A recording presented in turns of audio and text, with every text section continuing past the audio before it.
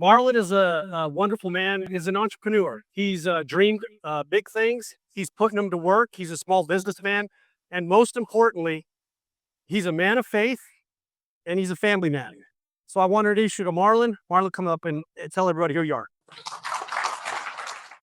All right. So first up, guys, I just want to give you a round of applause for being here. I want to thank the faculty for putting this together.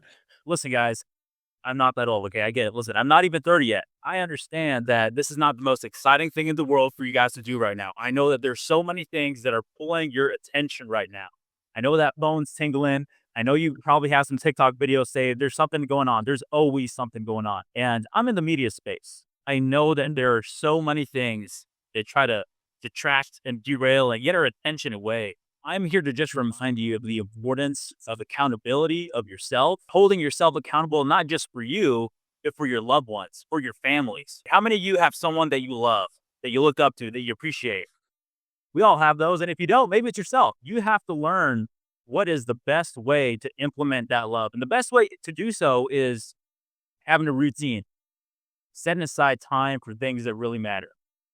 When I was your age, there was only two things that really mattered to me, and I'll be honest. It was sports and it was girls. And that was pretty much it. I didn't really have an amazing home to go home to. There were instances where I said, man, I would do anything to be out of there. So I did wrestling, cross country, track. So I would do gym class, then sports, then I would hit the gym. Then I would probably go on, take a shower, and then go on a date, and then I'd probably rinse and repeat and maybe, go to school and maybe pay attention. But what I want to portray is that when you live a life that is derailed and just kind of for having fun, you find out quickly that it's not all that it's caked up to be. Okay. I'm from the city. So I'm from Vegas, born and raised in Vegas. And for the longest time, that's all I knew. And in a big city, there's a lot of confusion that can happen in life. You see all these fancy things. It doesn't fulfill you. It doesn't leave you happy. I'm not here to talk about faith, but I believe that there's a greater power and that there's something that you should look up to. I thought that my answers were in just kind of running away from life and saying, you know what? Well, I don't want to be in the city either. I just want to escape. I just want to get out of here. Just hit the reset button. So I went to college in Idaho in the middle of nowhere. Like there's potatoes and stuff. And that's about it. Um, and I still didn't really know what my purpose was. What was I put on this earth to do? As on the way aside, that's where I met my wife. And we still didn't really know what to do. We were thankfully we're of the same faith, same belief, same strong mentality. So we got faith was already kind of beginning to cement itself. So at least I got that. But what about purpose?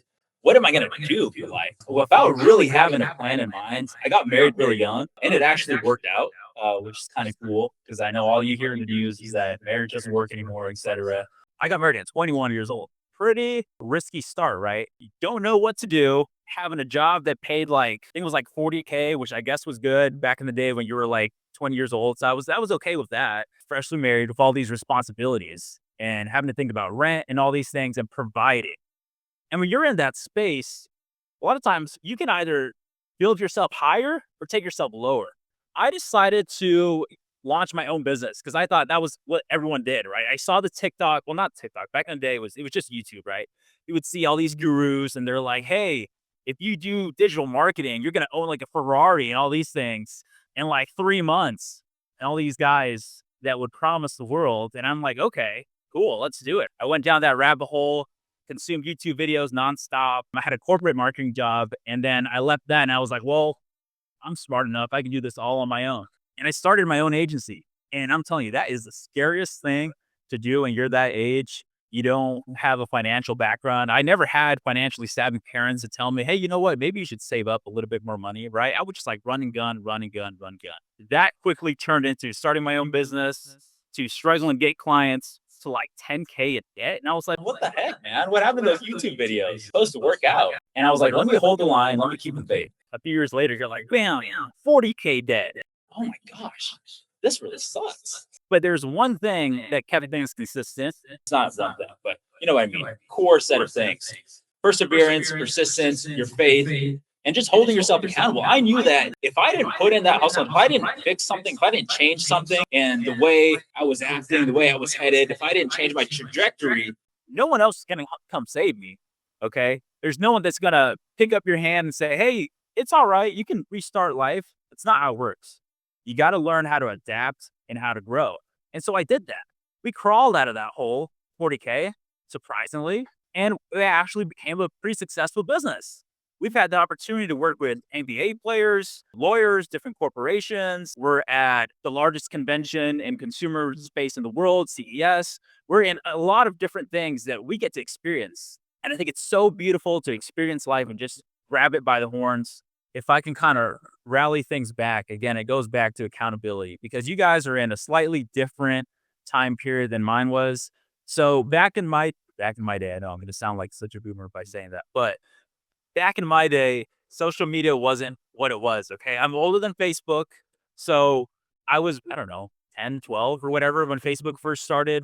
And it wasn't as data tracky as it is now or as all the other social medias are now. Today, if you're careless, if you disrespect someone, if you show yourself in a lower light than what you really are, there's going to be consequences. The consequences may not get you in a couple years or maybe even in a decade, but eventually, I'm a believer that if you cause harm, things come back to you. So don't cause harm. And if you've caused harm before in the past, remember, it's never too late to just pull someone to the side and be like, hey, man, listen, I know last semester I kind of busted your chops. I was out of line. There's nothing wrong with making amends and building friendships. Don't discount the people in your circle right now. You may be in a small town and, you may be thinking to yourself, man, I can't wait to get out of here. Don't forget the people that were right by you, by your side, because you never know who they turn into. You never know who you turn into. You may be someone really important and you may really need someone by your side to help run that company, to help lead that, to be better. I want you to be a better version of yourself than you were yesterday and way better than all of us here. Okay. We're here not because it makes us rich or anything. We're here because we want to give back. We know what it's like to have had hard times and we know what it's like to have had good times. We want you guys to have an incredible life and be the very best you can of yourself. We want you to believe in yourself. No one else does. Hold yourself accountable in all times. Remember, someone's always watching. Okay. It's big tech, big brother, whatever you want to call it. And if you believe in God, guess what? God is always watching.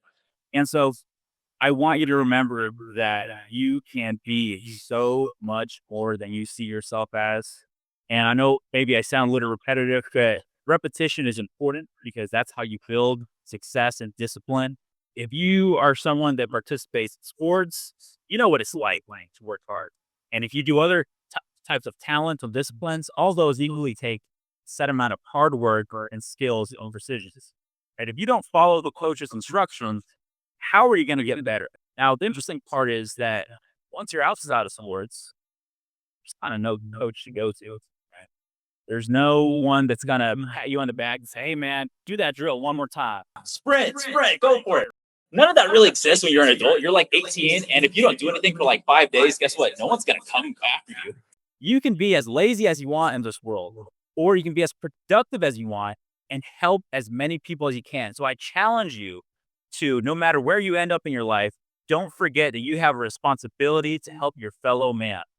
And so with that, I won't say too much, but I appreciate you guys. Thank you for being here. Thank you for listening, and stay strong.